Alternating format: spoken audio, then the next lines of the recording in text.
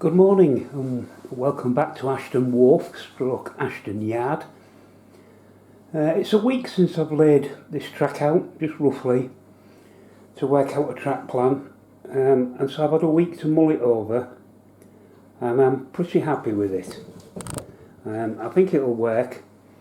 I am going to make one slight change, but it is a slight change, and all that is keep the camera as per usual. This left hand track which is finishes shut because there was a building stood there. Well, the building's not going to be there, and that track's going to go to the end of the board like the other two. At the end of the board, to mask all that, I thought I'd use one of these. It's a kit I've had for ages, so I shall build that up, and certainly to go across the bottom end of the layout, there, and maybe park down this side. I don't know yet, we'll see.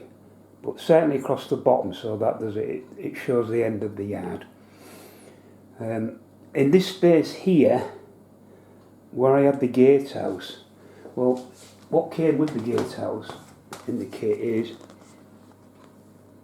a boiler house. And I thought the boiler house, its water tank and the little hut attached to it, I thought would go very nicely in that space, attached to the warehouses factory there, which would, I presume, be giving them power. So they've got to be built and added. But now I'm happy with the track plan. I can actually stop kicking the pigging tripod.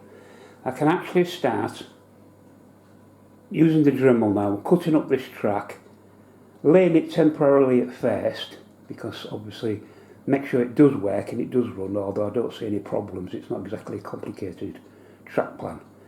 Then once I'm happy with all that, everything will be taken off.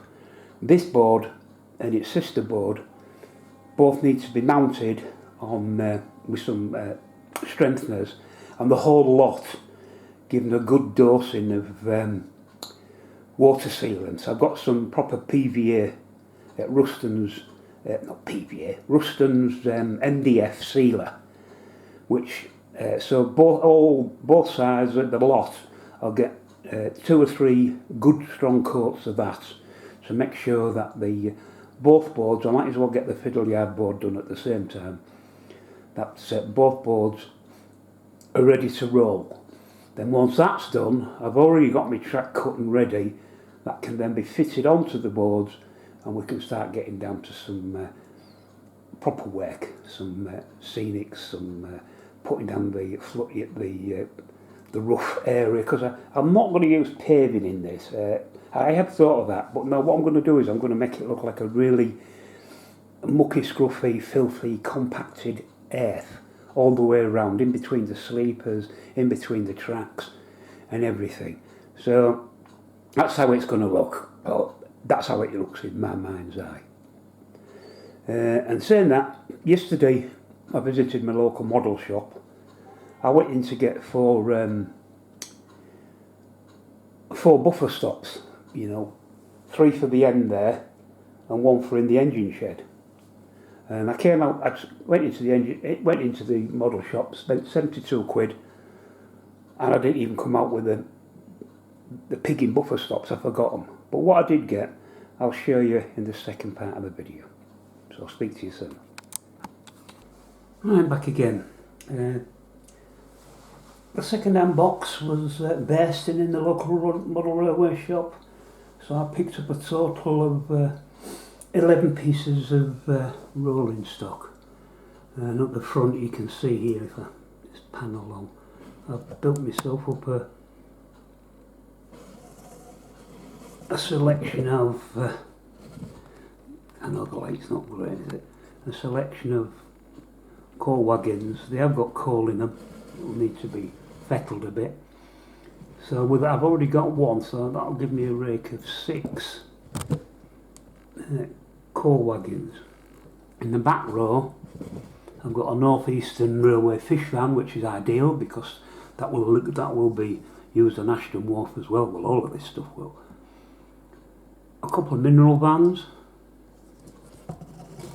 2 covered vans, and a tanker. And finally, sat on its own was a little Hornby 060 Ginty for the priceless sum of £24. Well, I couldn't leave her behind. Now, I've already got 3 locomotives, and to be honest, 3 would be enough for both this shunting layout and Ashdon Wharf. But at that price, and she's in such good condition, and she's a lovely quiet runner, very smooth, I thought, no, I'm going to have that. So she came home with me, so I've now got a stable of 4 steamers, which is more than enough than what I'm going to need. Now, what did I spend? Because remember, from Ashdon Wharf, this is all supposedly being built on a budget. Well, I spent £72 for what you saw there. And this is the breakdown. The old running total was £888.95.